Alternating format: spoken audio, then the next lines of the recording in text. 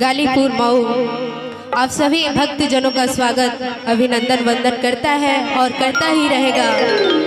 कहा जाता है कि क्या करेगा वो कालों का काल, क्या करेगा वो कालों का काल जब साथ में है आपके महाकाल। एक बार प्यार से बोलिए हर हर।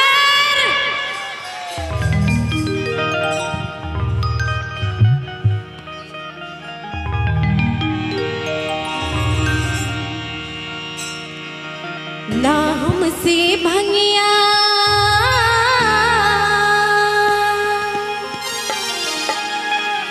ना हमसे भंगिया पिसाई गणेश के पापा हर जात बनी।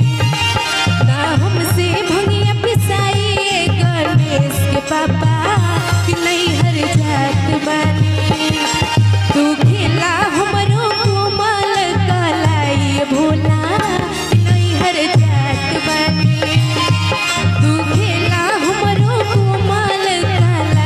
भोला कि नहीं हर जात बनी।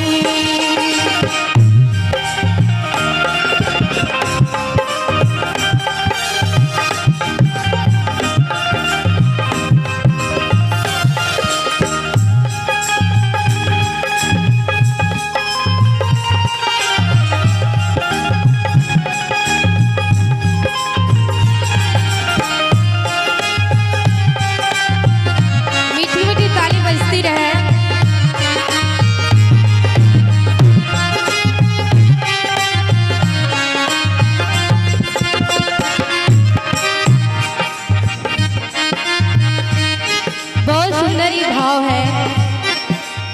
माता गौरा जी कहती हैं भंगिया धतुरवा रौरा हमसे ना पिसाई बसहा के डोरी धरे चलल न जाई।